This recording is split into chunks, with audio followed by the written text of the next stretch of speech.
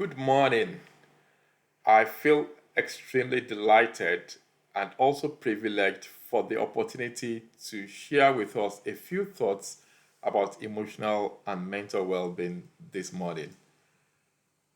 I am particularly grateful to Il and to Titilola for the warm invitation that you extended to me.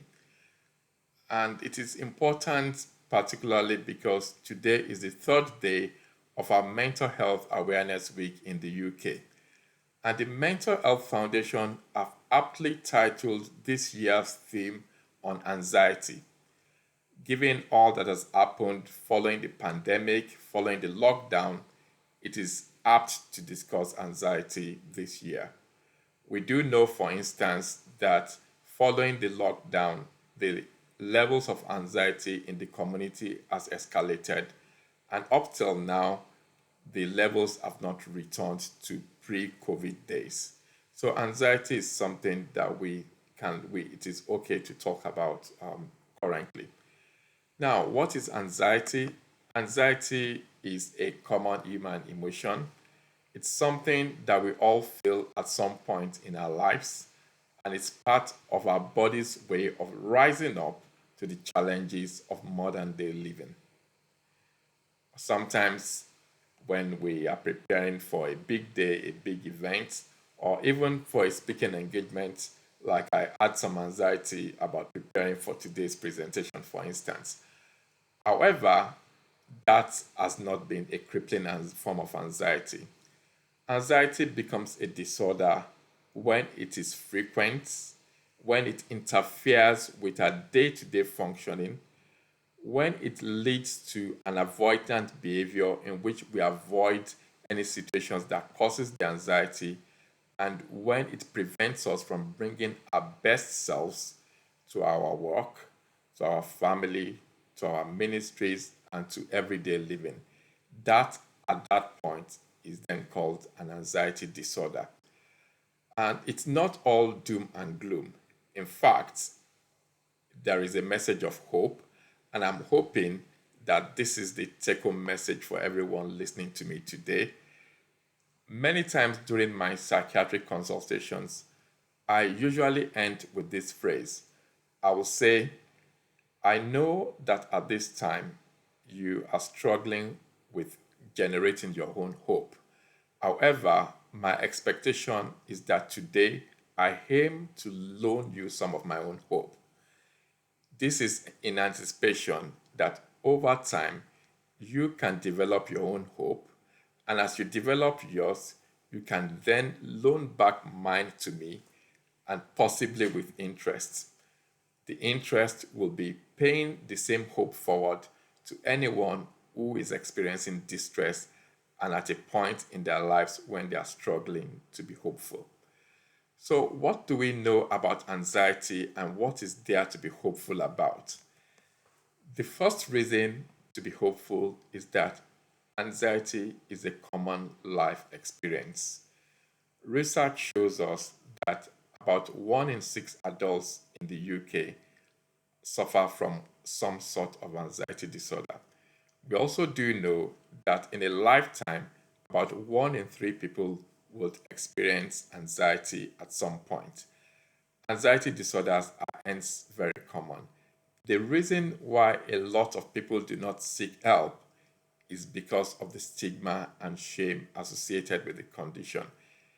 Research shows as well that numerous people do not get help, and it's because they keep their anxiety disorders a secret.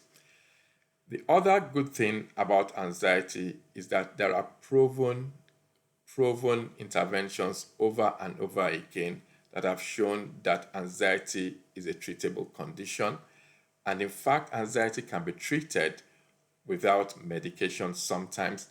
And there are several things that anyone who is experiencing anxiety, who is experiencing stress, can do for themselves to make their conditions better. And the final thing I want to share in terms of being hopeful today is that actually anxiety disorders are treatable conditions, and that recovery is not only plausible, but it is something that is commonly experienced. With that in mind, what then can be done if you want to recover? What are the things that one can do to help? What are the self help things that you can practice for yourself? The first thing is to collect as much information and get to know the condition as much as possible. For starters, I've shared that is a common condition.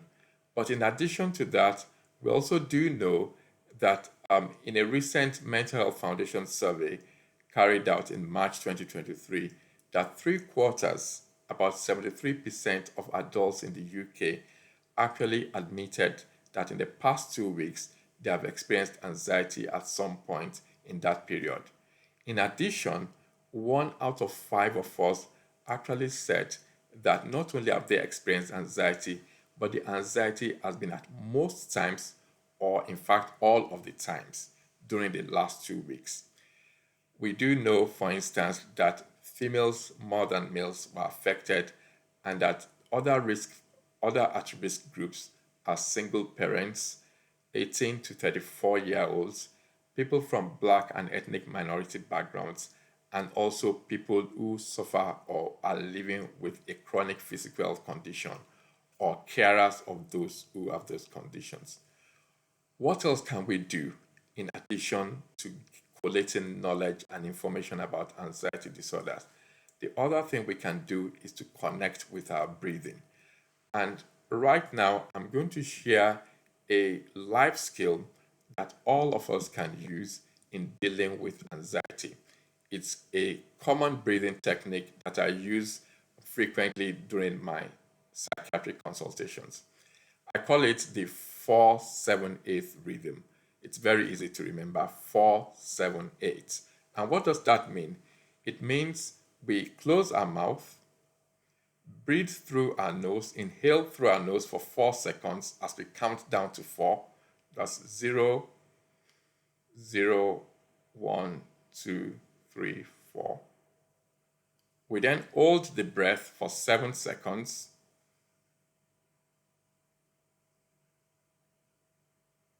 And after 7 seconds, we breathe out through our mouth like we are breathing out into a balloon.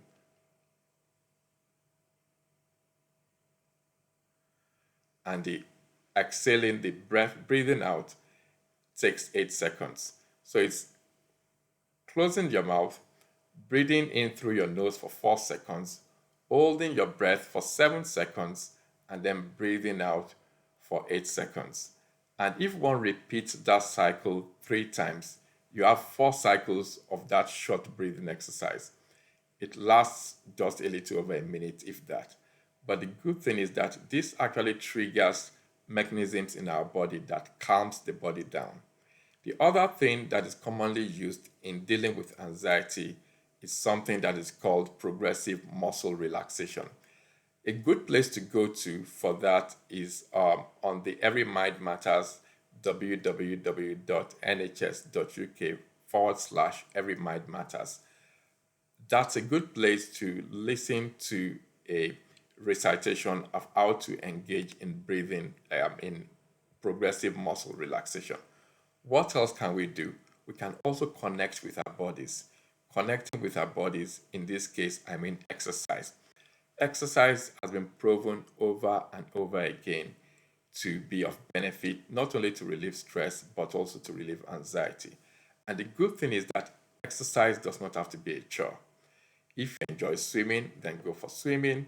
If you enjoy running, then go for a jog. For some, it's aerobics. For some, it's dancing. But the important thing is to fashion your exercise after your own lifestyle. It does not have to be a chore. It's got to be something that you enjoy. The final point I want to make today is that we need to connect with others. Connecting with others could be connecting with others in church, connecting with others through volunteering, through a work group, through social clubs, whatever it is that makes you connect with others. That is a good thing, because as we talk about anxiety and share with confidence, that can actually also bring us relief. The final point I want to make this morning is this, and this is the key point, that it is okay to get help.